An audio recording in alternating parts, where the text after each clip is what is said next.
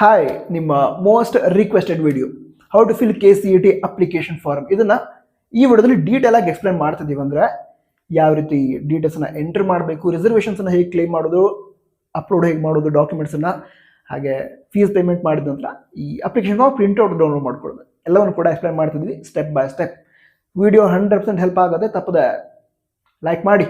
ಸರಿ, ಈಗ ವಿಷಯವನ್ನು ಹೇಳ್ತಾ ಹೋಗೋದಾದ್ರೆ ಅಪ್ಲಿಕೇಶನ್ ಒಳಗಡೆ 2 ಸ್ಟೆಪ್ ಇರುತ್ತೆ ಮೇನ್ಲಿ. ಒಂದು ರಿಜಿಸ್ಟ್ರೇಷನ್, ಅದರ ನಂತರ ಅಪ್ಲಿಕೇಶನ್ ಕಂಪ್ಲೀಟ್ ಮಾಡೋದು. ಮೊದಲನೇದಾಗಿ ರಿಜಿಸ್ಟ್ರೇಷನ್ ನೀವು ಮಾಡ್ಕೋಬೇಕು.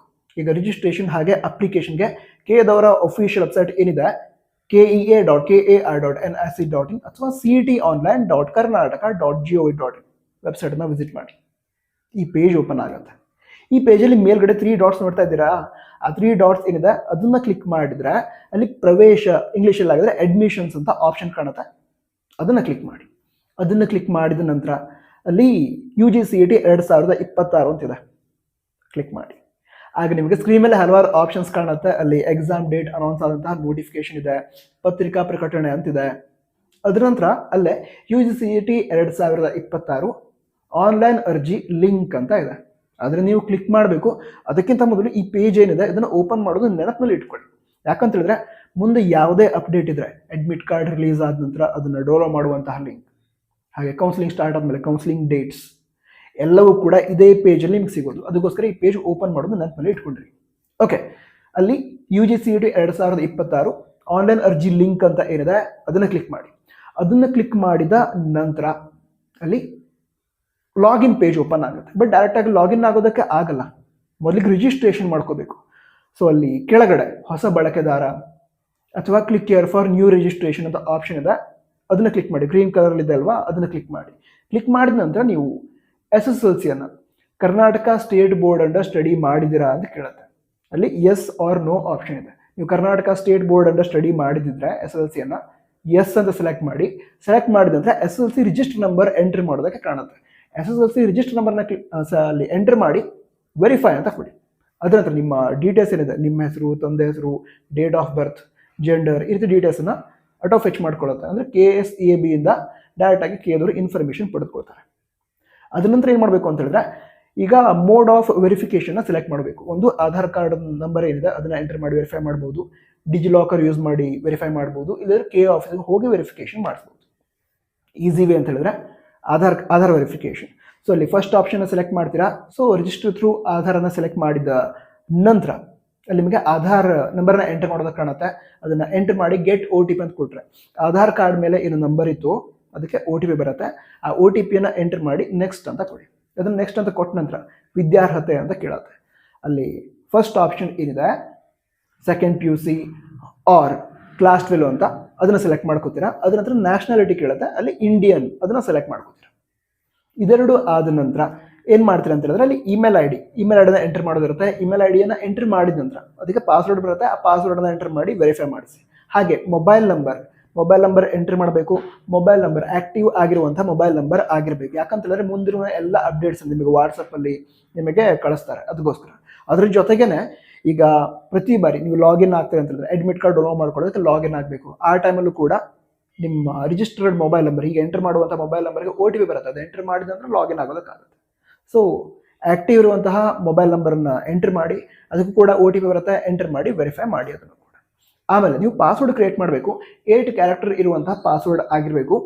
ಆ ಪಾಸ್ವರ್ಡ್ನಲ್ಲಿ ಅಟ್ಲೀಸ್ಟ್ ಒಂದು ಅಲ್ಫಾಬೆಟಿಕಲ್ ಲೆಟರ್ ಇರಬೇಕು, ಒಂದು ನಂಬರ್ ಇರಬೇಕು, ಹಾಗೆ ಒಂದು ಸ್ಪೆಷಲ್ ಕ್ಯಾರೆಕ್ಟರ್ ಇರಬೇಕು. ಸೊ ಈ ರೀತಿ special character, number, alphabetical letter ಇದೆಲ್ಲ ಇರುವಂತಹ ಮಿನಿಮಮ್ 8 ಕ್ಯಾರೆಕ್ಟರ್ ಇರುವಂತಹ ಪಾಸ್ವರ್ಡನ್ನು ಕ್ರಿಯೇಟ್ ಮಾಡ್ತೀರಾ. ಪಾಸ್ವರ್ಡ್ ಕ್ರಿಯೇಟ್ ಆದಮೇಲೆ ಅಲ್ಲಿ ಫೋಟೋವನ್ನು ಅಪ್ಲೋಡ್ ಮಾಡೋದಕ್ಕೆ ಕೇಳುತ್ತೆ. ಫೋಟೋವನ್ನು ಅಪ್ಲೋಡ್ ಮಾಡಬೇಕು. ನಂತರ ಈಗ ಏನು ಮೆನ್ಷನ್ ಮಾಡಿಲ್ಲ, ಬಟ್ ಈ ಹಿಂದೆ ಒಂದು ಇನ್ಫಾರ್ಮೇಷನ್ ಬುಲೆಟಿನ್ ಆ ರೀತಿ ಕೊಟ್ಟಿದ್ರು, PDF ಕೊಟ್ಟಿದ್ರು. ಅದರೊಳಗಡೆ ಇನ್ಸ್ಟ್ರಕ್ಷನ್ ಇತ್ತು ವೈಟ್ ಬ್ಯಾಕ್ಗ್ರೌಂಡ್ ಇರುವಂತಹ ಫೋಟೋವನ್ನು ಅಪ್ಲೋಡ್ ಮಾಡಿ ಅಂತ. ಈಗ ಆ ರೀತಿ ಏನಿಲ್ಲ, ಬಟ್ ನೀವೇನು ಮಾಡಿ ಅಂತ ಹೇಳಿದ್ರೆ ವೈಟ್ ಬ್ಯಾಕ್ಗ್ರೌಂಡ್ ಇರುವಂತಹ ರೀಸೆಂಟ್ ಫೋಟೋ ಏನಿದೆ ಅದನ್ನೇ ಅಪ್ಲೋಡ್ ಮಾಡೋದಕ್ಕೆ ಟ್ರೈ ಮಾಡಿ. ಆದಷ್ಟು ಮಾಡಿ ಅದನ್ನೇ ಅಪ್ಲೋಡ್ ಮಾಡಿ. ಈಗ ಸದ್ಯ ಅವರು ಅದನ್ನು ಕೇಳದೇ ಇದ್ರೂ ಕೂಡ ವೈಟ್ ಬ್ಯಾಕ್ಗ್ರೌಂಡ್ ಇರುವಂಥ ಫೋಟೋವನ್ನು ಅಪ್ಲೋಡ್ ಮಾಡಿದರೆ ಒಳ್ಳೆಯದು. ಸೊ ಇದಿಷ್ಟು ಆಯಿತು ಅಂತಂದರೆ ರಿಜಿಸ್ಟ್ರೇಷನ್ ಆದ ರೀತಿ ಅಲ್ಲಿ ರಿಜಿಸ್ಟರ್ ಅಂತ ಆಪ್ಷನ್ ಕಾಣುತ್ತೆ, ಅದನ್ನು ಕ್ಲಿಕ್ ಮಾಡಿ. ಅದರ ನಂತರ ನಿಮ್ಮ ಅಪ್ಲಿಕೇಶನ್ ನಂಬರ್ ಬರುತ್ತೆ ಸ್ಕ್ರೀನ್ ಮೇಲೆ. ನೀವು ರಿಜಿಸ್ಟರ್ ಮಾಡಿದಂತಹ ಮೊಬೈಲ್ ನಂಬರ್ ಹಾಗೆ ಇಮೇಲ್ ಐಡಿಗೂ ಕೂಡ ಅಪ್ಲಿಕೇಶನ್ ನಂಬರ್ ಸೆಂಡ್ ಆಗುತ್ತೆ. ಓಕೆ, ಅದ್ರ ನೆಕ್ಸ್ಟ್ ನೀವೇನು ಮಾಡೋದು ಅಂತ ಹೇಳಿದ್ರೆ ಈಗ ಅಪ್ಲಿಕೇಶನ್ ಹಾಕೋದು. ಅದರೊಳಗಡೆ ಸ್ಟಡಿ ಡೀಟೇಲ್ಸ್ ಎಂಟರ್ ಮಾಡೋದು, ರಿಸರ್ವೇಷನ್ ಕ್ಲೇಮ್ ಮಾಡೋದು, ಕೆಲವು ಡಾಕ್ಯುಮೆಂಟ್ಸ್ ಅಪ್ಲೋಡ್ ಮಾಡೋದು ಎಲ್ಲವೂ ಇದೆ. ಅದನ್ನ ಈಗ ಹೇಳ್ತೀನಿ. ಅದಕ್ಕಿಂತ ಮೊದಲು ನಿಮ್ಮಲ್ಲಿ ತುಂಬ ಸ್ಟೂಡೆಂಟ್ಸ್ ಈ KCET ಎಕ್ಸಾಮ್ 2026 ಇದರ ಪ್ರಿಪ್ರೇಷನ್ ಮಾಡೋದಕ್ಕೆ ಕರ್ನಾಟಕ ರಾಜ್ಯದಲ್ಲಿ ಬೆಸ್ಟ್ ಆನ್ಲೈನ್ ಕೋರ್ಸ್ ಯಾವುದು ಅಂತ ಕೇಳ್ತಾ ಇದ್ರು. ಫಿಸಿಕ್ಸ್ ವಾಲ ಹೆಸರು ಅಂತೂ ಕೇಳಿರ್ತೀರ. ಈಗ ಕರ್ನಾಟಕ ರಾಜ್ಯದಲ್ಲಿ ಹಿಂದಿನ ವರ್ಷ ಕೂಡ KCET ಎಕ್ಸಾಮ್ ಬರೆದು ಒಳ್ಳೆ ರ್ಯಾಂಕ್ ಅನ್ನು ಪಡೆದುಕೊಂಡಂತಹ ಸ್ಟೂಡೆಂಟ್ಸ್ ನನ್ನನ್ನು ಕಾಂಟ್ಯಾಕ್ಟ್ ಮಾಡಿದಾಗ ಓಕೆ ಎಲ್ಲಿ ಕೋಚಿಂಗ್ ತೆಗೆದುಕೊಂಡಿದ್ರಿ ಅಂತ ಕೇಳ್ತಿದ್ದೆ ನಾನು. ಅವರಲ್ಲಿ ತುಂಬಾ ವಿದ್ಯಾರ್ಥಿಗಳು ಫಿಸಿಕ್ಸ್ ವಾಲವನ್ನು ಸಜೆಸ್ಟ್ ಮಾಡಿದ್ದಾರೆ. ಅವರ ರಿವ್ಯೂನು ಕೂಡ ಪಡೆದುಕೊಂಡು ನಂತರ ಅವರ ಯೂಟ್ಯೂಬ್ ಚಾನಲ್ ಕೂಡ ಈ ವರ್ಷ ಚೆಕ್ ಮಾಡಿದೆ ನಾನು. ಅದರ ನಂತರ ಕೂಡ ಕೆಲವು ಡೀಟೇಲ್ಸ್ ಅನ್ನ ಕಲೆಕ್ಟ್ ಮಾಡಿ ಸ್ಕ್ರೀನಲ್ಲಿ ಕೂಡ ಕೊಟ್ಟಿದ್ದೀನಿ. ಸೊ ಈ ರೀತಿ ಡೀಟೇಲ್ಸ್ ಅನ್ನ ಕಲೆಕ್ಟ್ ಮಾಡಿ ಈಗ ನಿಮ್ಗೆ ತಿಳಿಸ್ತಾ ಇದ್ದೀನಿ. ಈ ವರ್ಷ ಯಾವ ರೀತಿ ಫೆಸಿಲಿಟಿಯನ್ನು ಪ್ರೊವೈಡ್ ಮಾಡಿದ್ದಾರೆ ಅಂತ ಹೇಳಿದ್ರೆ, ಸ್ಟಡಿ ಮೆಟೀರಿಯಲ್ಸ್ ಅಂತೂ ಲಾಸ್ಟ್ ಇಯರ್ ಕಂಪೇರ್ ಮಾಡಿದ್ರೆ ಈ ವರ್ಷ ತುಂಬಾ ಸ್ಟಡಿ ಮೆಟೀರಿಯಲ್ಸ್ ಇದಾವೆ ನಿಮಗೆ. ಬಟ್ ಈ ವರ್ಷ ಒಂದು ಚೇಂಜಸ್ ಕೂಡ ಮಾಡಿದ್ರೆ ನಿಮಗೆ ಹೆಲ್ಪ್ ಆಗೋ ರೀತಿ ಏನು ಅಂತ ಹೇಳಿದ್ರೆ, KCET ಕೋರ್ಸ್ ಅನ್ನು ನೀವು ತೆಗೆದುಕೊಂಡ್ರೆ ಬೋರ್ಡ್ ಎಕ್ಸಾಮ್ ಪ್ರಿಪ್ರೇಷನ್ಗೆ ಸೆಕೆಂಡ್ PUC ಬೋರ್ಡ್ ಬೂಸ್ಟರ್ ಅಂತ ಕೋರ್ಸ್ ಅನ್ನ ಫ್ರೀ ಆಗಿ ಕೊಡ್ತಾ ಇದ್ದಾರೆ. ಅದರೊಳಗಡೆ physics, chemistry, mathematics, biology, computer science ಎಲ್ಲ ಸಬ್ಜೆಕ್ಟ್ಗಳ ಕ್ವಿಕ್ ರಿವಿಷನ್ ಕ್ಲಾಸಸ್ ನಿಮಗೆ ಸಿಗುತ್ತೆ. ಅದರ ನಂತರ KCET ಅಂತಾನೆ ಕೋರ್ಸ್ ಡಿಸೈನ್ ಮಾಡಿರೋದು. KCET ಗಂತೂ ಸ್ಟಡಿ ಮೆಟೀರಿಯಲ್ಸ್ ತುಂಬಾ ಅಂದ್ರೆ ತುಂಬಾ ಇದಾವೆ. ಈಗ on short chapter wise classes ಇರುತ್ತೆ, ಲೈವ್ ಕ್ಲಾಸಸ್. ಆ ಲೈವ್ ಕ್ಲಾಸಸ್ ಅನ್ನು ನೀವು ಅಟೆಂಡ್ ಆಗ್ಬೋದು. ಆ ಲೈವ್ ಕ್ಲಾಸ್ ಏನಿದೆ ಅದು ರೆಕಾರ್ಡ್ ಕೂಡ ಆಗಿದಿರುತ್ತೆ. ಸೊ ನೀವು ಮುಂದೆ ಯಾವಾಗಲಾದರೂ ಆ ಕ್ಲಾಸ್ ಕೇಳಬೇಕು ಅಂತಿದ್ರೆ ಆ್ಯಪನ್ನು ಓಪನ್ ಮಾಡಿ ಕ್ಲಾಸನ್ನು ಯಾವಾಗ ಬೇಕೋ ಆವಾಗ ಕೇಳ್ಕೋಬಹುದು. ಅದರ ನಂತರ ಈ KCET ಎಕ್ಸಾಮ್ ಪ್ರಿಪ್ರೇಷನ್ಗೆ ಅಂತ ನೋಟ್ಸನ್ನು ಕೂಡ ಅವ್ರು ಪ್ರೊವೈಡ್ ಮಾಡ್ತಾರೆ, ಅದನ್ನು ಯೂಸ್ ಮಾಡ್ಕೋತೀರಾ. ಹಾಗೆ chapter wise top 30 important questions ಅನ್ನು ಪ್ರೊವೈಡ್ ಮಾಡ್ತಾರೆ. ಆ chapter wise top 30 important question solve ಮಾಡೋ ವಿಡಿಯೋಸ್ ಕೂಡ ಇರುತ್ತೆ. ನಂತರ ಡೌಟ್ ಎಂಜಿನ್ ಅಂತ, ನಿಮ್ಗೆ ಡೌಟ್ ಬಂದು ಅಂತ ಹೇಳಿದ್ರೆ ಅಲ್ಲಿ ಡೌಟ್ ಕೇಳೋದಕ್ಕೆ ಆಪ್ಷನ್ ಇರುತ್ತೆ. ಡೌಟ್ ಕೇಳ್ತೀರಾ, ಇನ್ಸ್ಟೆಂಟ್ ಆಗಿ ನಿಮ್ಮ ಡೌಟ್ ಸಾಲ್ವ್ ಕೂಡ ಮಾಡ್ಕೊಡ್ತಾರೆ. ಅದಂತರ 5 ಮಾಕ್ ಟೆಸ್ಟ್ ಅನ್ನು ಪ್ರೊವೈಡ್ ಮಾಡ್ತಾರೆ. ಮಾಕ್ ಟೆಸ್ಟ್ ಅಂತ ಹೇಳಿದ್ರೆ ನಿಮ್ಗೆ ಗೊತ್ತಿರುತ್ತೆ ಈಗ ಎಕ್ಸಾಮ್ ಅಲ್ಲಿ ಡಿಫಿಕಲ್ಟಿ ಲೆವೆಲ್ ಯಾವ ರೀತಿ ಇರುತ್ತೆ, ಯಾವ ರೀತಿ ಕ್ವಶನ್ಸ್ ಬರುತ್ತೆ, ಅದೇ ರೀತಿ 5 ಮಾಕ್ ಟೆಸ್ಟ್ ಅನ್ನು ಪ್ರೊವೈಡ್ ಮಾಡ್ತಾರೆ. ನಂತರ ಸಬ್ಜೆಕ್ಟ್ ವೈಸ್ ಟಾಪ್ 200 ಕ್ವಶನ್ಸ್ ಅಂತ ಪ್ರೊವೈಡ್ ಮಾಡ್ತಾರೆ. ನಂತರ previous 5 years question papers, so ಅದನ್ನು ಕೂಡ ಪ್ರೊವೈಡ್ ಮಾಡ್ತಿದ್ದಾರೆ. ನಂತರ ಈ ಕೋರ್ಸನ್ನು ಈ ವರ್ಷ ಯಾರು ತೆಗೆದುಕೊಂಡಿರ್ತಾರೆ ಅದರಲ್ಲಿ ಟಾಪ್ ರ್ಯಾಂಕರ್ಗೆ 1 lakh ರೂಪಾಯಿ ರಿವಾರ್ಡ್ ಅನ್ನು ಕೂಡ ಪ್ರೊವೈಡ್ ಮಾಡ್ತಿದ್ದಾರೆ. ಈ ಕೋರ್ಸ್ನ ಆಕ್ಚುಯಲ್ ಪ್ರೈಸ್ 2999 ಇದೆ, ಅದನ್ನ ಅವರೀಗ 1499ಗೆ ಪ್ರೊವೈಡ್ ಮಾಡ್ತಿದ್ದಾರೆ. ಅಟ್ ಪ್ರೆಸೆಂಟ್ ಆಫರ್ ನಡೀತಾ ಇದೆ. ಅದಕ್ಕೋಸ್ಕರ PW KCET 500 ಅನ್ನೋ ಕೂಪನ್ ಕೋಡ್ ಅನ್ನು ಯೂಸ್ ಮಾಡಿದ್ರೆ ಅದೇ ಕೋರ್ಸ್ ನಿಮಗೆ 999ಗೆ ಸಿಗುತ್ತೆ. ಅಂದ್ರೆ 1499ಗೆ ಆ ಕೋರ್ಸ್ ಕಂಪ್ಲೀಟ್ಲಿ ವರ್ದಿ. ಯಾಕಂತ ಹೇಳಿದ್ರೆ ಇಷ್ಟು ಸ್ಟಡಿ ಮೆಟೀರಿಯಲ್ಸ್ ಅನ್ನು ಪ್ರೊವೈಡ್ ಮಾಡ್ತಿದ್ದಾರೆ ಅಂತ ಹೇಳಿದ್ರೆ ನಿಮಗೆ ವಿದಿನ್ 5000 ರ್ಯಾಂಕ್ ಅನ್ನು ಪಡೆದುಕೊಳ್ಳೋದಕ್ಕೆ ಆರಾಮಾಗಿ ಆಗುತ್ತೆ. ಅದ್ರ ಜೊತೆಗೆ ಬೋರ್ಡ್ದು ಕೂಡ ಅವರು ಫ್ರೀ ಆಗಿ ಪ್ರೊವೈಡ್ ಮಾಡ್ತಿದ್ದಾರೆ. ಸೊ ಆರಾಮಾಗಿ 1499 ಪೇ ಮಾಡಬಹುದು. ಬಟ್ ಈಗ ನೀವು ಅದನ್ನ ಕೋರ್ಸನ್ನು ತೆಗೆದುಕೊಂಡ್ರೆ ಕೇವಲ 999ಗೆ ಇದೆಲ್ಲ ಫೆಸಿಲಿಟಿ ಅಥವಾ ಸ್ಟಡಿ ಮೆಟೀರಿಯಲ್ಸ್ ನಿಮಗೆ ಸಿಗುತ್ತೆ. ನಂತರ ಫಿಸಿಕ್ಸ್ ವಾಲಾದವರ ಆ್ಯಪ್ ಏನಿದೆ ಅದರ ಲಿಂಕ್ ಅನ್ನು ನಾನು ಡಿಸ್ಕ್ರಿಪ್ಷನ್ ಅದೇ ರೀತಿ ಟಾಪ್ ಬಾಕ್ಸಲ್ಲಿ ಕೊಟ್ಟಿರ್ತೀನಿ. ಅದನ್ನ ಕ್ಲಿಕ್ ಮಾಡಿ ಕೂಡ ನೀವು ಡೌನ್ಲೋಡ್ ಮಾಡ್ಕೋಬಹುದು. ಓಕೆ ಸರಿ, ಈಗ ಅಪ್ಲಿಕೇಶನ್ ಪ್ರಾಸೆಸ್ ಅನ್ನ ಮುಂದೆ ಕಂಟಿನ್ಯೂ ಮಾಡೋದಾದ್ರೆ, ಈಗ ಅಪ್ಲಿಕೇಶನ್ ಹಾಕೋದಕ್ಕೆ ಏನೇನು ಮಾಡಬೇಕು ಅಂತ ನಿಮಗೆ ಒಂದೊಂದಾಗಿ ಹೇಳ್ತಾ ಹೋಗೋದಾದ್ರೆ, ಮೊದಲಿಗೆ ಲಾಗಿನ್ ಆಗಬೇಕು. ನೀವು ಲಾಗಿನ್ ಆಗೋದಕ್ಕೆ ನಿಮ್ಮ ಹತ್ರ ಈಗ ಅಪ್ಲಿಕೇಶನ್ ನಂಬರ್ ಇದೆ, ಪಾಸ್ವರ್ಡ್ ಇದೆ. ಅದರ ನಂತರ ನಿಮ್ಮ ಹತ್ರ ಮೊಬೈಲ್ ನಂಬರ್ ಕೂಡ ಇದೆ, ರಿಜಿಸ್ಟರ್ಡ್ ಮೊಬೈಲ್ ನಂಬರ್ ಕೂಡ ಇದೆ. ಸೊ ಅಪ್ಲಿಕೇಶನ್ ನಂಬರ್, ಪಾಸ್ವರ್ಡ್, ಅದರ ನಂತರ ಅಲ್ಲಿ ಕ್ಯಾಪ್ಚಾ ಕೊಟ್ಟಿರ್ತಾರೆ, ಅದನ್ನ ಎಂಟರ್ ಮಾಡ್ತೀರಾ. ಎಂಟರ್ ಮಾಡಿದ ನಂತರ 2 ರೀತಿಯಲ್ಲಿ ಲಾಗಿನ್ ಆಗೋದಕ್ಕೆ ಆಪ್ಷನ್ ಇದೆ. ಒಂದು ಫೇಸ್ ರೆಕಗ್ನಿಷನ್, ಮತ್ತೊಂದು OTP ಎಂಟರ್ ಮಾಡೋದು. ಸೊ OTP ಎಂಟರ್ ಮಾಡೋದಕ್ಕೆ ಕೊಟ್ಟರೆ ನೀವು ರಿಜಿಸ್ಟರ್ಡ್ ಮೊಬೈಲ್ ನಂಬರ್ಗೆ OTP ಬರುತ್ತೆ, ಅದನ್ನ ಎಂಟರ್ ಮಾಡಿ ಲಾಗಿನ್ ಆಗ್ತೀರಾ. ಇಲ್ಲದ್ರೆ ಫೇಸ್ ರೆಕಗ್ನಿಷನ್ ಅನ್ನ ಕ್ಲಿಕ್ ಮಾಡಿದ್ರೆ ನಿಮ್ಮ ಡಿವೈಸ್ನ ಫ್ರಂಟ್ ಕ್ಯಾಮ್ ಓಪನ್ ಆಗುತ್ತೆ. ಅದರಲ್ಲಿ ನಿಮ್ಮ ಫೇಸ್ ಅನ್ನ ರೆಕಗ್ನೈಸ್ ಮಾಡಿ ಲಾಗಿನ್ ಆಗೋದಕ್ಕೆ ಅಲೌ ಮಾಡುತ್ತೆ. ನೀವೇನು ಫೋಟೋ ಅಪ್ಲೋಡ್ ಮಾಡಿರ್ತಾರಲ್ವಾ, ಅದನ್ನ AI ಅನ್ನ ಬಳಸಿ ಅನಲೈಸ್ ಮಾಡಿ ಈ ಫೇಸ್ ರೆಕಗ್ನಿಷನ್ ಆಪ್ಷನ್ ಪ್ರೊವೈಡ್ ಮಾಡ್ತಾರೆ. ಸರಿ, ಇದೆಲ್ಲ ಆದ್ಮೇಲೆ ಲಾಗಿನ್ ಆಗ್ತೀರಾ. ಲಾಗಿನ್ ಆದ್ಮೇಲೆ ಈ ಪೇಜ್ ಓಪನ್ ಆಗುತ್ತೆ. ಅಲ್ಲಿ ನೀವು ಹಿಂದಿನ ವರ್ಷ KCET ಎಕ್ಸಾಮ್ ಬರೆದಿದ್ರಾ ಅಂತ ಆಪ್ಷನ್ ಕೇಳುತ್ತೆ. ನೀವು ಲಾಸ್ಟ್ ಇಯರ್ ಸ್ಟೂಡೆಂಟ್ಸ್ ಆಗಿದ್ರೆ, ಡ್ರಾಪರ್ಸ್ ಆಗಿದ್ರೆ ಎಸ್ ಅಂತ ಕ್ಲಿಕ್ ಮಾಡ್ತೀರಾ. Last year CET number enter ಮಾಡ್ತೀರಾ. ಅದು ಎಂಟರ್ ಮಾಡಿದ ನಂತರ ಹಿಂದಿನ ವರ್ಷದ ನಿಮ್ಮೆಲ್ಲ ಡೀಟೇಲ್ಸ್ ಕಾಣುತ್ತೆ. ನೀವು ಬೇಕಿದ್ರೆ ಅದರಲ್ಲಿ ಎಡಿಟ್ ಮಾಡಿದ್ರೆ ಎಡಿಟ್ ಮಾಡ್ಕೋಬಹುದು, ಇದ್ರೆ ಅದನ್ನ ಹಾಗೆ ಸಬ್ಮಿಟ್ ಮಾಡ್ಬೋದು. ಓಕೆ, ನಿಮ್ಮ ಸ್ಟೆಪ್ಸ್ ಸಿಂಪಲ್ ಇದೆ ತುಂಬ. ಈಗ ಫ್ರೆಷರ್ಸ್ ಇದ್ರೆ ನೀವೇನು ಮಾಡಬೇಕು ಅಂತ ಹೇಳಿದ್ರೆ, ಅಲ್ಲಿ ನೀವು ಹಿಂದಿನ ವರ್ಷ KCET ಎಕ್ಸಾಮ್ ಬರೆದಿದ್ರ ಅಂತ ಕ್ವಶನ್ ಇದೆ, ಅಲ್ಲಿ ನೋ ಅಂತ ಸೆಲೆಕ್ಟ್ ಮಾಡ್ತೀರಾ. ನೋ ಅಂತ ಸೆಲೆಕ್ಟ್ ಮಾಡಿದ ನಂತರ ನೀವು ನಿಮ್ಮ ಸೆಕೆಂಡ್ PUC ಡೀಟೇಲ್ಸ್ ಅನ್ನ ಎಂಟರ್ ಮಾಡಬೇಕಾಗುತ್ತೆ. Second PUC student number or register number ಅದನ್ನ ಎಂಟರ್ ಮಾಡ್ತೀರಾ. ಅದಂತರ ಮತ್ತೆ ಕೆಲವು ಡೀಟೇಲ್ಸ್ ಬರುತ್ತೆ. ನೀವು ಸ್ಟಾರ್ಟಿಂಗ್ ಒಳಗಡೆ ರಿಜಿಸ್ಟ್ರೇಷನ್ ಟೈಮ್ ಒಳಗಡೆ SSLC ನಂಬರ್ನ ಎಂಟರ್ ಮಾಡಿದ್ರಲ್ವಾ, ಆವಾಗ ನಿಮ್ಮ ಹೆಸರು, ನಿಮ್ಮ ತಂದೆ ಹೆಸರು, ಜೆಂಡರ್, ಈ ರೀತಿ ಹಲವಾರು ಡೀಟೇಲ್ಸನ್ನು ಏನು ಪಡೆದುಕೊಂಡಿದ್ರು ಅದೆಲ್ಲದು ಕೂಡ ಬರೋದು. ಅದಂದ್ರೆ ನೆಕ್ಸ್ಟ್ ಅಂತ ಕೊಟ್ಟರೆ ಸ್ಟಡಿ ಡೀಟೇಲ್ಸನ್ನು ಎಂಟರ್ ಮಾಡೋದಿರುತ್ತೆ. ಈಗ ಸ್ಟಡಿ ಡೀಟೇಲ್ಸ್ ಏನಿದೆ ಅದು ಡೈರೆಕ್ಟ್ ಆಗಿ ಸೈಡಿಂದ ಕೂಡ ಕೇದವರು ಪಡೆದುಕೊಳ್ತಾರೆ. ಸೊ ನಿಮ್ಮ ಸ್ಟಡಿ ಡೀಟೇಲ್ಸ್ ಡೈರೆಕ್ಟ್ ಆಗಿ ಸೈಡಿಂದನೇ ಕೇದವ್ರಿಗೆ ಸಿಕ್ಬಿಟ್ರೆ ನಿಮ್ಮ ಕೆಲಸ ತುಂಬ ಸಿಂಪಲ್ ಆಗಿಬಿಡುತ್ತೆ. ಅಂದರೆ ನೀವೇನು ಎಂಟರ್ ಮಾಡೋದಿರಲ್ಲ. ಯಾಕಂದರೆ ಈಗ ಕ್ಲಾಸ್ A ವಿದ್ಯಾರ್ಥಿಗಳು ಕರ್ನಾಟಕ ರಾಜ್ಯದಲ್ಲಿ ಮಿನಿಮಮ್ 7 ಇಯರ್ಸ್ ಸ್ಟಡಿ ಮಾಡಿರಬೇಕು. ಆ 7 ಇಯರ್ಸಲ್ಲಿ ಅಟ್ಲೀಸ್ಟ್ 1 ಇಯರ್ SSLC ಅಥವಾ ಸೆಕೆಂಡ್ PUC ಆಗಿದ್ರೆ ನೀವು ಕ್ಲಾಸ್ A ಅಂಡರ್ ಬರ್ತೀರ. ಸೊ ಈ ಡೀಟೇಲ್ಸ್ ಎಲ್ಲ ಡೀಟೇಲ್ಸ್ ಡೈರೆಕ್ಟ್ ಆಗಿ ವೆರಿಫೈನೇ ಆಗಿಬಿಡ್ತು ಅಂತ ಹೇಳಿದ್ರೆ ಏನೂ ತೊಂದರೆ ಇಲ್ಲ, ನಿಮ್ಮ ಕೆಲಸ ಅಂತೂ ತುಂಬ ಸಿಂಪಲ್ ಆಗಿಬಿಡ್ತು. ಅಕಸ್ಮಾತಾಗಿ ಅಲ್ಲಿ 7 ಇಯರ್ಸ್ ಸ್ಟಡಿ ಡೀಟೇಲ್ಸ್ ಬಂದಿಲ್ಲ ಅಂತ ಹೇಳಿದ್ರೆ ನಿಮಗೆ ಎಂಟರ್ ಮಾಡೋದಕ್ಕೂ ಕೂಡ ಆಪ್ಷನ್ ಕೊಟ್ಟಿರ್ತಾರೆ, ಅಲ್ಲಿ ತರಗತಿ ಅಂತ ಕೊಟ್ಟಿದ್ದಾರೆ. ಈಗ ಎಕ್ಸಾಂಪಲ್ 5th ಸ್ಟ್ಯಾಂಡರ್ಡ್ ಅಂದ್ರೆ ಫಸ್ಟ್ ಸ್ಟ್ಯಾಂಡರ್ಡ್, ಸೆಕೆಂಡ್ ಸ್ಟ್ಯಾಂಡರ್ಡ್ ಎಲ್ಲ ಎಂಟರ್ ಮಾಡಬಹುದು. ಎಕ್ಸಾಂಪಲ್ ತೊಗೊಂಡಿರೋದು 5th ಸ್ಟ್ಯಾಂಡರ್ಡ್, ಅದನ್ನ ಎಂಟರ್ ಮಾಡ್ತೀರಾ. ಯಾವ ಡಿಸ್ಟಿಕಲ್ಲಿ ಸ್ಟಡಿ ಮಾಡಿದ್ದೀರಾ ಅದನ್ನ ಎಂಟರ್ ಮಾಡ್ತೀರಾ. ಅದಂತರ ಸ್ಕೂಲ್ ಹೆಸರೇನು ಅದನ್ನ ಎಂಟರ್ ಮಾಡ್ತೀರಾ. ಯಾವ ಇಯರಲ್ಲಿ ಪಾಸ್ ಆಗಿದ್ರಿ ಯಾವ 5th ಸ್ಟ್ಯಾಂಡರ್ಡ್ ಅದನ್ನ ಎಂಟರ್ ಮಾಡ್ತೀರಾ. ಈ ರೀತಿ first standard, second standard, third standard, 5th standard, 10th standard ಎಲ್ಲವನ್ನೂ ಕೂಡ ಎಂಟ್ರಿ ಮಾಡೋದಕ್ಕೆ ಆಪ್ಷನ್ ಕಾಣುತ್ತೆ. ಎಂಟ್ರಿ ಮಾಡಿ ನೆಕ್ಸ್ಟ್ ಅಂತ ಕೊಡ್ಬೋದು. ಡೈರೆಕ್ಟಾಗಿ ಸೈಡಿಂದ ಬಂದಂತೂ ಅಂದರೆ ವೆಲ್ ಆ್ಯಂಡ್ ಗುಡ್. ಸೊ ಈ ರೀತಿ ಆಗುತ್ತೆ. ಸ್ಟಡಿ ಡೀಟೇಲ್ಸ್ನ ಎಂಟ್ರಿ ಮಾಡ್ತೀರಾ, ಅದಂದ್ರೆ ನೆಕ್ಸ್ಟ್ ಅಂತ ಕೊಡ್ತೀರಾ. ಅದ್ರ ನೆಕ್ಸ್ಟ್ ನೀವೇನು ಮಾಡೋದು ಅಂತಂದರೆ ರಿಸರ್ವೇಷನ್ಸ್ ಕ್ಲೈಮ್ ಮಾಡ್ತಾ ಹೋಗಬೇಕು. ಮೊದಲಿಗೆ ಅವ್ರು ಕೇಳೋದು ಕ್ಯಾಟಗರಿ ರಿಲೇಟೆಡ್. ನೀವು ಜನರಲ್ ಮೆರಿಟ್ GM ಬಿಟ್ಟು ಬೇರೆ ಕ್ಯಾಟಗರಿನ ಕ್ಲೈಮ್ ಮಾಡ್ತೀರಾ ಅಂತ ಕೇಳುತ್ತೆ. GM ಆಗಿದ್ರೆ ಕ್ಲೈಮ್ ಮಾಡೋದಿರಲ್ಲ, ನೋ ಅಂತ ಆಪ್ಷನ್ ಆಲ್ರೆಡಿ ಸೆಲೆಕ್ಟ್ ಆಗಿರುತ್ತೆ, ಅದನ್ನು ಸೆಲೆಕ್ಟ್ ಮಾಡ್ಕೋತೀರಾ. ಅಕಸ್ಮಾತ್ ನಿಮಗೆ SC ST category 1 2A 2B 3A 3B category ಆಗಿದ್ರೆ ಅಲ್ಲಿ ನೀವು GM ಬಿಟ್ಟು ಬೇರೆ ಕ್ಯಾಟಗರಿನ ಕ್ಲೇಮ್ ಮಾಡೋದಕ್ಕೆ ಇಷ್ಟಪಡ್ತೀರಾ ಅಂತಿದ್ದಲ್ಲಿ ಎಸ್ ಅಂತ ಸೆಲೆಕ್ಟ್ ಮಾಡ್ತೀರಾ. ಅದನ್ನು ಎಸ್ ಅಂತ ಸೆಲೆಕ್ಟ್ ಮಾಡಿದ ನಂತರ ಅಲ್ಲಿ RD ನಂಬರ್ನ ಎಂಟರ್ ಮಾಡೋದಕ್ಕೆ ಕಾಣುತ್ತೆ. ನಿಮ್ಮ ಕಾಸ್ಟ್ ಸರ್ಟಿಫಿಕೇಟ್ ಏನಿದೆ ಆ ಕಾಸ್ಟ್ ಸರ್ಟಿಫಿಕೇಟ್ ಮೇಲೆ ಇರುವಂತಹ RD ನಂಬರ್ನ ಎಂಟರ್ ಮಾಡಿ ವೆರಿಫೈ ಅಂತ ಕ್ಲಿಕ್ ಮಾಡಿಬಿಟ್ರೆ ಕೇದವರು ಡೈರೆಕ್ಟ್ ಆಗಿ ರೆವೆನ್ಯೂ ಡಿಪಾರ್ಟ್ಮೆಂಟಿಂದ ನಿಮ್ಮ ಡೀಟೇಲ್ಸ್ನ ಪಡೆದುಕೊಳ್ತಾರೆ, ವೆರಿಫೈ ಆಗಿಬಿಡುತ್ತೆ. ಅದರ ನೆಕ್ಸ್ಟ್ ನೀವು ಇನ್ಕಮ್ ರಿಲೇಟೆಡ್ ವೆರಿಫೈ ಮಾಡೋದಕ್ಕೆ ಇಷ್ಟಪಡ್ತೀರಾ ಅಂತ ಕೇಳುತ್ತೆ.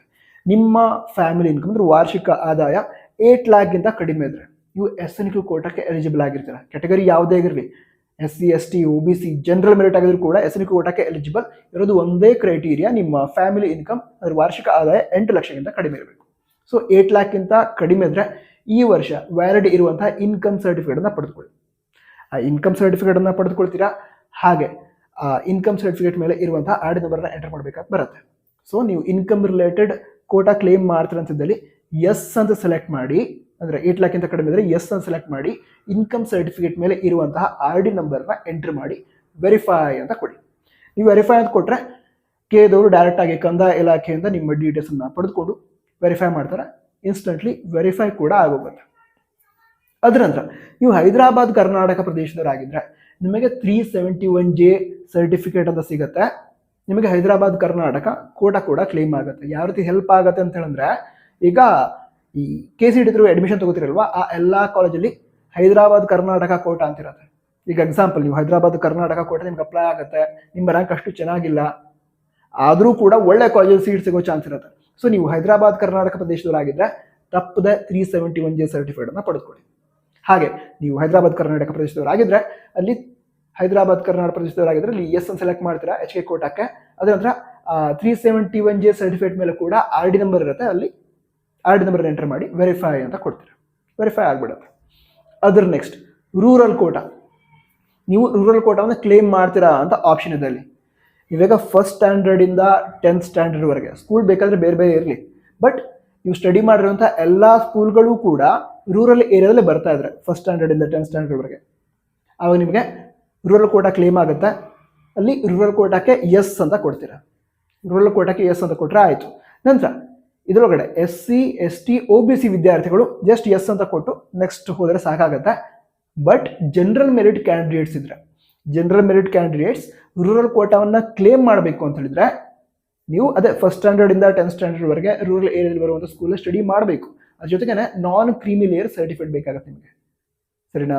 ತಹಸೀಲ್ದಾರ್ ಆಫೀಸಿಂದ ನಾನ್ ಕ್ರೀಮಿ ಲೇಯರ್ ಸರ್ಟಿಫಿಕೇಟ್ ತೆಗೆದುಕೊಳ್ಳಿ. ನಿಮಗೆ ರೂರಲ್ ಕೋಟಾ ಕ್ಲೇಮ್ ಆಗ್ತಾ ಇದ್ರೆ ಆ ಟೈಮಲ್ಲಿ ಏನು ಮಾಡ್ತೀರಾ, ಅಲ್ಲಿ ರೂರಲ್ ಕೋಟಾಕ್ಕೆ ಎಸ್ ಅಂತ ಕೊಡ್ತೀರಾ. ಅಲ್ಲಿ ಆ ನಾನ್ ಕ್ರೀಮಿ ಲೇಯರ್ ಸರ್ಟಿಫಿಕೇಟ್ ಮೇಲೆ ಇರುವಂತಹ RD ನಂಬರ್ನ ಎಂಟರ್ ಮಾಡೋದಕ್ಕೆ ಆಪ್ಷನ್ ಕಾಣುತ್ತೆ. ಆ RD ನಂಬರ್ನ ಎಂಟರ್ ಮಾಡಿ ವೆರಿಫೈ ಅಂತ ಕೊಡಿ. ಓಕೆ, ಈ ರೀತಿ ಮಾಡಿದ್ರೆ ಈ ರೂರಲ್ ಕೋಟಾ ಕ್ಲೇಮ್ ಆಯಿತು. ನೆಕ್ಸ್ಟ್ ನಿಮಗೆ ಕನ್ನಡ ಮೀಡಿಯಂ ಕೋಟಾ ಕ್ಲೇಮ್ ಆಗುತ್ತಾ ಅಂತ ಕೇಳಿದ್ದಾರೆ. ಕನ್ನಡ ಮೀಡಿಯಂ ಕೋಟಾ ಅಂತ ಹೇಳಿದ್ರೆ 1ನೇ ತರಗತಿಯಿಂದ 10ನೇ ತರಗತಿವರೆಗೆ ಸಂಪೂರ್ಣವಾಗಿ 10 ವರ್ಷಗಳ ಕಾಲ ನೀವು ಕನ್ನಡ ಮೀಡಿಯಂ ಸ್ಟಡಿ ಮಾಡಿದ್ರೆ ನಿಮಗೆ ಕನ್ನಡ ಮೀಡಿಯಂ ಕೋಟಾ ಕ್ಲೇಮ್ ಆಗುತ್ತೆ.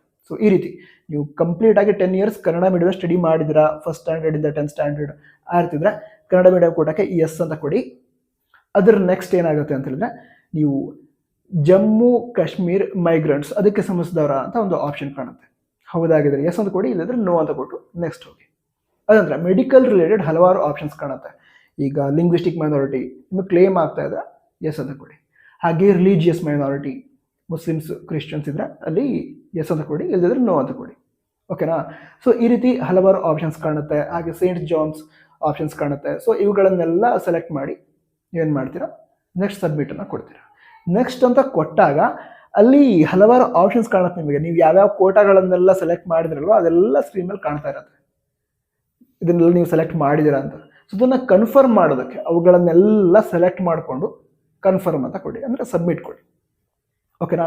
ಅದರ ನೆಕ್ಸ್ಟ್ ಪೇಜಲ್ಲಿ ಸ್ಪೆಷಲ್ ಕ್ಯಾಟಗರಿ ಏನಿದೆ ಅದಕ್ಕೆ ಸಂಬಂಧ ರಿಸರ್ವೇಷನ್ ಕ್ಲೇಮ್ ಮಾಡೋದಕ್ಕೆ ಆಪ್ಷನ್ ಇರುತ್ತೆ. ಈಗ scouts, guides, NCC, defence, X defence, sports, PH ಈ ಕೋಟಾಗಳನ್ನು, ಸ್ಪೆಷಲ್ ಕ್ಯಾಟಗರಿ ರಿಲೇಟೆಡ್ ಕೋಟಾಗಳನ್ನು ನೀವು ಕ್ಲೇಮ್ ಮಾಡ್ತಾ ಇದ್ರೆ ನಿಮಗೆ ಯಾವುದು ಅಪ್ಲೈ ಆಗುತ್ತೋ ಅದನ್ನು ಸೆಲೆಕ್ಟ್ ಮಾಡ್ಕೊಳ್ಳಿ. ಓಕೆನಾ? ಸ್ಪೆಷಲ್ ಕ್ಯಾಟಗರಿ ಏನಿದೆ ಇದಕ್ಕೆ ಸಂಬಂಧಂತಹ ಡಾಕ್ಯುಮೆಂಟ್ ವೆರಿಫಿಕೇಶನ್ ಬೆಂಗಳೂರಲ್ಲಿ ಆಗುತ್ತೆ. ಅವರು ಡೇಟ್ ಅನೌನ್ಸ್ ಮಾಡ್ತಾರೆ ಮುಂದೆ. ಈ KCET ಎಕ್ಸಾಮ್ ಎಲ್ಲ ಆದಮೇಲೆ ಮುಂದೆ ಅನೌನ್ಸ್ ಮಾಡ್ತಾರೆ ಸ್ಪೆಷಲ್ ಕ್ಯಾಟಗರಿಗೆ ಸಂಬಂಧಂತಹ ಡಾಕ್ಯುಮೆಂಟ್ ವೆರಿಫಿಕೇಶನ್ಗೆ. ಅಲ್ಲಿ ಡಾಕ್ಯುಮೆಂಟ್ಸ್ ಅಂತ ತೆಗೆದುಕೊಂಡು ಹೋಗೋದಿರುತ್ತೆ. So special category related select ಮಾಡಿ ಆಯಿತು. ನೆಕ್ಸ್ಟ್ ಅಂತ ಕೊಟ್ಟರೆ ಅಲ್ಲಿ NRI ವಾರ್ಡ್ ಅಂತ ಕೇಳುತ್ತೆ. ಈ NRI ವಾರ್ಡ್ ಅಂತ ಹೇಳಿದ್ರೆ ಈಗ ಭಾರತ ಮೂಲದವರು ಅಥವಾ ಕರ್ನಾಟಕ ಮೂಲದ ಜನರು ಬೇರೆ ದೇಶದಲ್ಲಿ ಇದ್ದರೆ ಅಂತಹ ವಿದ್ಯಾರ್ಥಿಗಳು ಈ ಕೌನ್ಸಿಲಿಂಗಲ್ಲಿ ಪಾರ್ಟಿಸಿಪೇಟ್ ಮಾಡೋದಕ್ಕೆ NRI ವಾರ್ಡ್ ಇವತ್ತನ್ನು ಸೆಲೆಕ್ಟ್ ಮಾಡ್ಬೋದು. ಹೆಚ್ಚಿನವರು ನೀವೆಲ್ಲರೂ ಕೂಡ ಕರ್ನಾಟಕದವರೇ ಇರ್ತೀರಾ. ಸೊ ಹಾಗಿದ್ರೆ ನಿಮ್ಗೆ ಇದು ಅಪ್ಲೈ ಆಗಲ್ಲ, ನೋ ಅಂತ ಕೊಟ್ಟು ನೆಕ್ಸ್ಟ್ ಕಂಟಿನ್ಯೂ ಮಾಡ್ತೀರಾ. ನೀವು ಕರ್ನಾಟಕದಲ್ಲೇ ಸ್ಟಡಿ ಮಾಡಿರ್ತಾರೆ ಹೆಚ್ಚಿನವರು. ಸೊ ನೋ ಅಂತ ಕೊಟ್ಟು ನೆಕ್ಸ್ಟ್ ಕಂಟಿನ್ಯೂ ಮಾಡ್ತೀರಾ. ನೆಕ್ಸ್ಟ್ ಕಂಟಿನ್ಯೂ ಮಾಡಿದ್ಮೇಲೆ ಏನಾಗುತ್ತೆ ಅಂತ ಹೇಳಿದ್ರೆ ಈ ಕೆಲವು ಡಾಕ್ಯುಮೆಂಟ್ಸನ್ನು ಅಪ್ಲೋಡ್ ಮಾಡಬೇಕಾಗಿ ಬರುತ್ತೆ. ಅದಕ್ಕಿಂತ ಮೊದಲು ನೀವು ಕೋರ್ಸಸನ್ನು ಸೆಲೆಕ್ಟ್ ಮಾಡಬೇಕು. ನೀವು ನೆಕ್ಸ್ಟ್ ಯಾವ ಕೋರ್ಸನ್ನು ಮಾಡೋದಕ್ಕೆ ಇಷ್ಟಪಡ್ತೀರೋ ಅದರ ಆಧಾರದ ಮೇಲೆ ಸಬ್ಜೆಕ್ಟ್ಸನ್ನು ಸೆಲೆಕ್ಟ್ ಮಾಡೋದಿರುತ್ತೆ. ಓಕೆನಾ?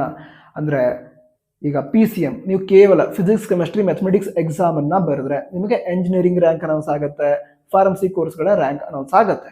ಬಟ್ BSc ಅಗ್ರಿಕಲ್ಚರ್ ಕೋರ್ಸ್ನ ರ್ಯಾಂಕ್ ಅನೌನ್ಸ್ ಆಗಲ್ಲ, ಅದಂತರ ಫಾರೆಸ್ಟ್ರಿ ಕೋರ್ಸ್ನ ರ್ಯಾಂಕಿಂಗ್ ಅನೌನ್ಸ್ ಆಗಲ್ಲ, ವೆಟರ್ನರಿ ಕೋರ್ಸ್ನ ರ್ಯಾಂಕಿಂಗ್ ಅನೌನ್ಸ್ ಆಗಲ್ಲ, ನರ್ಸಿಂಗ್ ಕೋರ್ಸ್ನ ರ್ಯಾಂಕಿಂಗ್ ಅನೌನ್ಸ್ ಆಗಲ್ಲ. ಕೇವಲ PCM ಎಕ್ಸಾಮ್ ಬರೆದ್ರೆ ಅದೇ ನಿಮಗೆ PCM ಮ್ಯಾಥಮೆಟಿಕ್ಸ್ ಎಕ್ಸಾಮ್ ಬರ್ದಿಲ್ಲ, PCB ಅಷ್ಟೇ ಬರೆದ್ರಿ, ಫಿಸಿಕ್ಸ್ ಕೆಮಿಸ್ಟ್ರಿ ಬಯಾಲಜಿ ಬರ್ದಿದ್ದೀರಾ, ಮ್ಯಾಥಮೆಟಿಕ್ಸ್ ಎಕ್ಸಾಮ್ ಬರ್ದಿಲ್ಲ, ಆವಾಗ ನರ್ಸಿಂಗ್ ರ್ಯಾಂಕ್ ಅನೌನ್ಸ್ ಆಗುತ್ತೆ, ವೆಟರ್ನರಿ ಕೋರ್ಸ್ನ ರ್ಯಾಂಕಿಂಗ್ ಅನೌನ್ಸ್ ಆಗುತ್ತೆ, B ಫಾರ್ಮಸಿ ಈ ಎಲ್ಲ ಕೋರ್ಸ್ಗಳ ರ್ಯಾಂಕಿಂಗ್ ಅನೌನ್ಸ್ ಆಗುತ್ತೆ. ಬಟ್ ಎಂಜಿನಿಯರಿಂಗ್ ಕೋರ್ಸ್ನ ರ್ಯಾಂಕಿಂಗ್ ಅನೌನ್ಸ್ ಆಗಲ್ಲ, BSc ಅಗ್ರಿಕಲ್ಚರ್ ಕೋರ್ಸ್ನ ರ್ಯಾಂಕ್ ಕೂಡ ಅನೌನ್ಸ್ ಆಗಲ್ಲ. ಓಕೆ? ಅದೇ ನೀವು PCMB physics, chemistry, mathematics, biology 4 ಸಬ್ಜೆಕ್ಟ್ಗಳ ಎಕ್ಸಾಮನ್ನು ಬರೆದ್ರಿ ಅಂತ ತಿಳ್ಕೊಳ್ಳಿ, ಅಥವಾ ಅಲ್ಲಿ PCMB ಸೆಲೆಕ್ಟ್ ಮಾಡಿದ್ರಿ ಅಂತ ತಿಳ್ಕೊಳ್ಳಿ. ಆವಾಗ ನೀವು PCMB 4 ವಿಷಯಗಳ ಎಕ್ಸಾಮನ್ನು ಬರಿಬೋದು.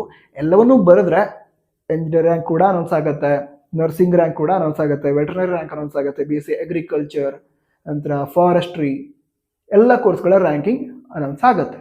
ಸೊ ನಾನಿವು ಸಜೆಸ್ಟ್ ಮಾಡೋದು ಅಂತ ಹೇಳಿದ್ರೆ ನೀವು ಈಗ PUC ಒಳಗಡೆ ಫಿಸಿಕ್ಸ್, ಕೆಮಿಸ್ಟ್ರಿ, ಬಯಾಲಜಿ ಹಾಗೆ ಮ್ಯಾಥಮೆಟಿಕ್ಸ್ ಸೊ ಇವುಗಳನ್ನು ತಗೊಂಡಿದ್ರೆ PCMB ಕಾಂಬಿನೇಷನ್ ನೀವು ತೆಗೆದುಕೊಂಡಿದ್ರೆ ಲಾಸ್ಟಿಗೆ PCMB ಆಪ್ಷನ್ ಇದೆ, ಅದನ್ನು ಸೆಲೆಕ್ಟ್ ಮಾಡ್ಕೊಳ್ಳಿ. ಯಾಕಂದ್ರೆ ತುಂಬ ಸ್ಟೂಡೆಂಟ್ಸಿಗೆ ನಂತರ ಮೈಂಡ್ ಚೇಂಜ್ ಆಗುತ್ತೆ.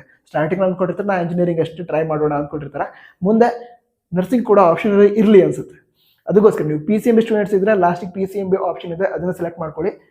ನೀವು ಕಂಪ್ಯೂಟರ್ ಸೈನ್ಸ್ ಸ್ಟೂಡೆಂಟ್ಸ್ ಆಗಿದ್ರೆ PCM ಅದೊಂದೇ ಆಪ್ಷನ್ ಸೆಲೆಕ್ಟ್ ಮಾಡ್ಕೊಳ್ಳಿ. ಓಕೆ? ಅದಂತರ ಅಲ್ಲಿ ಕೆಳಗಡೆ ಆರ್ಕಿಟೆಕ್ಚರ್ ಕೋರ್ಸ್ ನೀವು ನಾಟ ಎಕ್ಸಾಮ್ ಬರೀಬೇಕು ಅಂತಂದರೆ ಆ ಆರ್ಕಿಟೆಕ್ಚರ್ ಆಪ್ಷನ್ ಇದೆ, ಅದನ್ನು ಸೆಲೆಕ್ಟ್ ಮಾಡ್ಕೊಳ್ಳಿ. ಅದಂತರ ನೀವು MBBS, BDS, ಆಯುಷ್ ಕೋರ್ಸ್ ಕೂಡ ನಿಮ್ಗೆ ಇಷ್ಟ ಆದರೆ ಅಲ್ಲಿ UG ನೀಟ್ ಅಂತ ಆಪ್ಷನ್ ಇದೆ, ಅದನ್ನು ಸೆಲೆಕ್ಟ್ ಮಾಡ್ಕೊಳ್ಳಿ.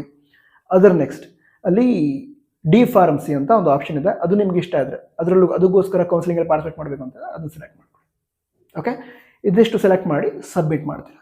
ಸಬ್ಮಿಟ್ ಮಾಡಿದ ನಂತರ ಅಲ್ಲಿ ಎಕ್ಸಾಮಿನೇಷನ್ ಸೆಂಟರ್ ಸೆಲೆಕ್ಟ್ ಮಾಡೋದಕ್ಕೆ ಆಪ್ಷನ್ ಕಾಣುತ್ತೆ. ಎಕ್ಸಾಮಿನೇಷನ್ ಸೆಂಟರನ್ನು ಸೆಲೆಕ್ಟ್ ಮಾಡೋದಕ್ಕೆ 2 ಪ್ರಯಾರಿಟಿ ಕೊಟ್ಟಿದ್ದಾರೆ. ನಿಮಗೆ ತುಂಬ ಹತ್ತಿರದಲ್ಲಿರುವಂತಹ ಎಕ್ಸಾಮಿನೇಷನ್ ಸೆಂಟರ್, ಸೊ ಆ ರೀತಿ ಇದ್ದದನ್ನು ಫಸ್ಟ್ ಪ್ರಯಾರಿಟಿ. ಅಕಸ್ಮಾತ್ ಅಲ್ಲಿ ಸಿಗದಿದ್ರೆ ನೆಕ್ಸ್ಟ್ ಆಪ್ಷನ್ ಯಾವುದು, ನೆಕ್ಸ್ಟ್ ಪ್ರಯಾರಿಟಿ ಯಾವುದು ಅಂತ ಸೆಲೆಕ್ಟ್ ಮಾಡಿ. ಟೋಟಲ್ 2 ಪ್ರಯಾರಿಟಿ ಸೆಲೆಕ್ಟ್ ಮಾಡ್ಬೋದು. ಇದೆರಡು ಸೆಲೆಕ್ಟ್ ಮಾಡಿ ನೆಕ್ಸ್ಟ್ ಅಂತ ಕೊಡ್ತೀರಾ. ನೆಕ್ಸ್ಟ್ ಅಂತ ಕೊಟ್ಟ ನಂತರ ಅಲ್ಲಿ 2 ಡಾಕ್ಯುಮೆಂಟನ್ನು ಅಪ್ಲೋಡ್ ಮಾಡಬೇಕಾಗಿ ಬರುತ್ತೆ. ಒಂದು ನಿಮ್ಮ ಫೋಟೋ, ಮತ್ತೊಂದು ನಿಮ್ಮ ಸಿಗ್ನೇಚರ್. ಯಾಕಂತ ಹೇಳಿದ್ರೆ ನಿಮ್ಮ ಫೋಟೋ ಮತ್ತು ಸಿಗ್ನೇಚರ್ ನಿಮ್ಮ ಅಡ್ಮಿಟ್ ಕಾರ್ಡ್ ಮೇಲೆ ಪ್ರಿಂಟ್ ಆಗಿರುತ್ತೆ. ಸೊ ಅದನ್ನು ನೋಡಿಕೊಂಡೆ ನಿಮಗೆ ಎಕ್ಸಾಮ್ ಹಾಲ್ಗೆ ಎಂಟರ್ ಆಗೋದಕ್ಕೆ ಬಿಡ್ತಾರೆ. ಸೊ ನಿಮ್ಮ ಫೋಟೋ ಹಾಗೆ ಸಿಗ್ನೇಚರ್ ಕರೆಕ್ಟಾಗಿ ಎಂಟ್ರಿ ಮಾಡಿ. ಓಕೆನಾ? ಅಂದರೆ ಮಿಸ್ ಮಾಡಬೇಡಿ. ಸಿಗ್ನೇಚರ್ದಲ್ಲಿ ಫೋಟೋ, ಫೋಟೋದಲ್ಲಿ ಸಿಗ್ನೇಚರ್ ಆರತಿ ಮಾಡೋದಕ್ಕೆ ಹೋಗಬೇಡಿ. ಕರೆಕ್ಟಾಗಿ ಅಪ್ಲೋಡ್ ಮಾಡಿ ಅದನ್ನು. ಓಕೆನಾ? ನಂತರ ಕಲರ್ ಫೋಟೋ ಅದನ್ನು ಸ್ಕ್ಯಾನ್ ಮಾಡಿ ಅಪ್ಲೋಡ್ ಮಾಡಿ. ಸೊ ಫೋಟೋ ಮತ್ತು ಸಿಗ್ನೇಚರ್ನ ಅಪ್ಲೋಡ್ ಮಾಡ್ತೀರಾ. ಇದಿಷ್ಟು ಆಯಿತು ಅಂತಂದರೆ ನಿಮ್ಮ ಅಪ್ಲಿಕೇಶನ್ ಸಬ್ಮಿಟ್ ಆದ ರೀತಿ. ನೆಕ್ಸ್ಟ್ ಕೂಡ ಸ್ಟೆಪ್ ಇದೆ, ಏನು ಫೀಸ್ ಪೇಮೆಂಟ್ ಮಾಡೋದು. ಅರೌಂಡ್ 600 ರೂಪೀಸ್ ಫೀಸನ್ನು ಕೇಳ್ತಾ ಇದ್ದಾರೆ.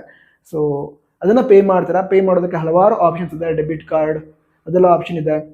ನಂತರ UPI ಬಳಸಿ ಕೂಡ ನೀವು ಫೀಸನ್ನು ಪೇ ಮಾಡ್ಬೋದು. ಸೊ ಫೀಸನ್ನು ಪೇ ಮಾಡ್ತೀರಾ. ಫೀಸ್ ಪೇಮೆಂಟ್ ಆದಮೇಲೆ ಆ ಫೀಸ್ ಪೇಮೆಂಟ್ ರಿಸಿಪ್ಟ್ ಏನಿದೆ ಅದರ ಫೋಟೋ ತೆಗೆದಿಟ್ಕೊಂಡಿರಿ. ಅದ್ರ ಜೊತೆಗೆ ನೆಕ್ಸ್ಟ್ ಏನಾಗುತ್ತೆ ಅಂತ ಹೇಳಿದ್ರೆ ನಿಮ್ಮ ಅಪ್ಲಿಕೇಶನ್ ಫಾರ್ಮ್ ಪ್ರಿಂಟ್ ಆಗುತ್ತೆ. ಆ ಅಪ್ಲಿಕೇಶನ್ ಫಾರ್ಮ್ನ ಪ್ರಿಂಟ್ಔಟನ್ನು ತೆಗೆದು ಇಟ್ಕೊಂಡಿರಿ. ನಿಮ್ಮಲ್ಲಿ ತುಂಬ ಸ್ಟೂಡೆಂಟ್ಸ್ ಕೇಳ್ತಾ ಇರುವಂಥ ಕ್ವಶನ್, ನಮ್ಮ ಅಪ್ಲಿಕೇಶನ್ ಫಾರ್ಮ್ ಪ್ರಿಂಟೇ ಆಗ್ತಿಲ್ಲ ಅಂತ. ಯಾಕೆ ಆಗ್ತಿಲ್ಲ ಅಂತ ಹೇಳಿದ್ರೆ ನೀವೀಗ ಕನ್ನಡ ಮೀಡಿಯಂ ಕೋಟಾ, ರೂರಲ್ ಕೋಟಾ ಹಾಗೆ ಲಿಂಗ್ವಿಸ್ಟಿಕ್ ಮೈನಾರಿಟಿ ಕೋಟಾ ಇವುಗಳನ್ನು ನೀವು ಕ್ಲೇಮ್ ಮಾಡಿದರೆ ಅವುಗಳಿಗೆ ಸಂಬಂಧಂತಹ ಡಾಕ್ಯುಮೆಂಟ್ಸ್ ವೆರಿಫೈ ಮಾಡಿದ ನಂತರ ನಿಮ್ಮ ಅಪ್ಲಿಕೇಶನ್ ಫಾರ್ಮ್ ಪ್ರಿಂಟ್ ಆಗುತ್ತೆ. ಅದಕ್ಕೋಸ್ಕರ ನೀವು ಕನ್ನಡ ಮೀಡಿಯಂ ಕೋಟಾ ಕ್ಲೇಮ್ ಮಾಡಿದ್ದೀರಾ, ಹಾಗಿದ್ರೆ ಅದಕ್ಕೆ ಸಂಬಂಧಂತಹ ಈ ಸರ್ಟಿಫಿಕೇಟ್ಸನ್ನು ರೆಡಿ ಮಾಡಿಕೊಂಡು ನೀವು ಸ್ಟಡಿ ಮಾಡ್ತಿರುವಂತಹ PU ಕಾಲೇಜಿಗೆ ಹೋಗಿ ಅವರು ಅದನ್ನು ವೆರಿಫೈ ಮಾಡ್ತಾರೆ. ಅಂದರೆ ಅವರಿಗೆ ಅಥಾರಿಟಿ ಕೊಟ್ಟಿರ್ತಾರೆ ಕಾಲೇಜ್ನವರಿಗೆ. ಸೊ ಕಾಲೇಜ್ನವರು ನೀವು ತೆಗೆದುಕೊಂಡು ಹೋದಂತಹ ಡಾಕ್ಯುಮೆಂಟ್ ಹಾಗೆ ಕೋಟಾನ ಕ್ಲೇಮ್ ಮಾಡಿರ್ತಾರೆ ಕನ್ನಡ ಮೀಡಿಯಂ, ಸೊ ಎರಡು ಕರೆಕ್ಟ್ ಇದೆಯಾ ಅಂತ ಚೆಕ್ ಮಾಡ್ತಾರೆ. ಕರೆಕ್ಟ್ ಆಗಿದ್ದರೆ ಸಬ್ಮಿಟ್ ಮಾಡ್ತಾರೆ, ಕರೆಕ್ಟ್ ಆಗಿದೆ ಅಂತ. ಆವಾಗ ಅದರ ನಂತರ ನಿಮಗೆ ಅಪ್ಲಿಕೇಶನ್ ಫಾರ್ಮ್ ಡೌನ್ಲೋಡ್ ಮಾಡ್ಕೊಳ್ಳೋದಕ್ಕೆ ಆಗುತ್ತೆ. ಇದೇ ರೀತಿ ರೂರಲ್ ಕೋಟಾ ಹಾಗೆ ಲಿಂಗ್ವಿಸ್ಟಿಕ್ ಮೈನಾರಿಟಿ ಕೋಟಾ ನೀವು ಕ್ಲೇಮ್ ಮಾಡಿದರೆ ಅದಕ್ಕೆ ಸಂಬಂಧಂತಹ ಸರ್ಟಿಫಿಕೇಟ್ಸನ್ನು ರೆಡಿ ಮಾಡ್ಕೊಳ್ಳಿ. ರೆಡಿ ಮಾಡಿಕೊಂಡು ನೀವು ಸೆಕೆಂಡ್ PUC ಸ್ಟಡಿ ಮಾಡ್ತಿರುವಂತಹ ಕಾಲೇಜ್ಗೆ ಹೋದರೆ ಅವ್ರೇನು ಮಾಡ್ತಾರೆ, ಅದನ್ನು ವೆರಿಫೈ ಮಾಡಿ ಕೇಳಿದವರು ತಿಳಿಸ್ತಾರೆ. ವೆರಿಫೈ ಆದ ನಂತರ ನಿಮಗೆ ಅಪ್ಲಿಕೇಶನ್ ಫಾರ್ಮ್ ಡೌನ್ಲೋಡ್ ಮಾಡ್ಕೊಳ್ಳೋದಕ್ಕೆ ಆಗುತ್ತೆ. ಸೊ ನೀವೇನು ಮಾಡಿ ಅಂತ ಹೇಳಿದ್ರೆ, ಯಾರಿಗೆ ಡೌನ್ಲೋಡ್ ಮಾಡ್ಕೊಳ್ಳೋದಕ್ಕೆ ಆಗ್ತಾ ಇಲ್ಲ ಅಂಥ ವಿದ್ಯಾರ್ಥಿಗಳಿಗೆ ಕ್ಲೇಮ್ಸ್ ಸರ್ಟಿಫಿಕೇಟ್ ಡೌನ್ಲೋಡ್ ಮಾಡ್ಕೊಳ್ಳೋದಕ್ಕಾಗುತ್ತೆ. ಸೊ ಅವರು ಕ್ಲೇಮ್ಸ್ ಸರ್ಟಿಫಿಕೇಟನ್ನು ಡೌನ್ಲೋಡ್ ಮಾಡ್ಕೊಳ್ಳಿ. ಅದಂತರ ಅಪ್ಲಿಕೇಶನ್ ಏನು ಹಾಕಿರ್ತಾರೆ, ಅಪ್ಲಿಕೇಶನ್ ನಂಬರ್ ಎಲ್ಲ ಇರುತ್ತಲ್ವ, ಅದನ್ನು ತೊಗೊಂಡು PU ಕಾಲೇಜಿಗೆ ಎಲ್ಲ ಒರಿಜಿನಲ್ ಡಾಕ್ಯುಮೆಂಟ್ ಜೊತೆಗೆ ಹೋಗಿ ವೆರಿಫೈ ಮಾಡಿಕೊಡ್ತಾರೆ. ಅದರ ನಂತರ ಕಾಲೇಜ್ ವೆರಿಫೈ ಮಾಡಿದ ನಂತರ ಮತ್ತೊಮ್ಮೆ ಲಾಗಿನ್ ಆಗಿ KU ಆಫೀಸ್ ಅಫಿಷಿಯಲ್ ವೆಬ್ಸೈಟಲ್ಲಿ ಲಾಗಿನ್ ಆದ ನಂತರ ಡೌನ್ಲೋಡ್ ಮಾಡ್ಕೊಳ್ಳೋದಕ್ಕಾಗುತ್ತೆ ಅಪ್ಲಿಕೇಶನ್ ಫಾರ್ಮ್. ಸೊ ಈ ರೀತಿ ಸ್ಟೆಪ್ಸ್ ಇರುತ್ತೆ. ಕ್ಲಿಯರ್ ಆಯ್ತಾ? ಎಲ್ಲ ಹೇಳಿದೆ ಸ್ಟಾರ್ಟಿಂಗಲ್ಲೇ, ನಿಮ್ಮ ಡೌಟ್ಸ್ ಎಲ್ಲ ಕ್ಲಿಯರ್ ಆಗುತ್ತೆ ಅಂತ. ಸೊ ಕರೆಕ್ಟಾಗಿ ಯಾವುದೇ ಮಿಸ್ಟೇಕ್ ಆಗದೆ ಇರೋ ರೀತಿ ಅಪ್ಲಿಕೇಶನ್ ಹಾಕಿ. ಇದುವರೆಗೆ ಲೈಕ್ ಮಾಡಲಿಲ್ವಾ? ಲೈಕ್ ಮಾಡದೇ ಇದ್ದರೆ ಲೈಕ್ ಮಾಡಿ, ನಿಮ್ಮ ಫ್ರೆಂಡ್ಸ್ಗೂ ಕೂಡ ಶೇರ್ ಮಾಡಿ, ತಪ್ಪದೆ ಸಬ್ಸ್ಕ್ರೈಬ್ ಮಾಡಿ. All the best. ಜೈ ಹಿಂದ್, ವಂದೇ ಮಾತರಂ.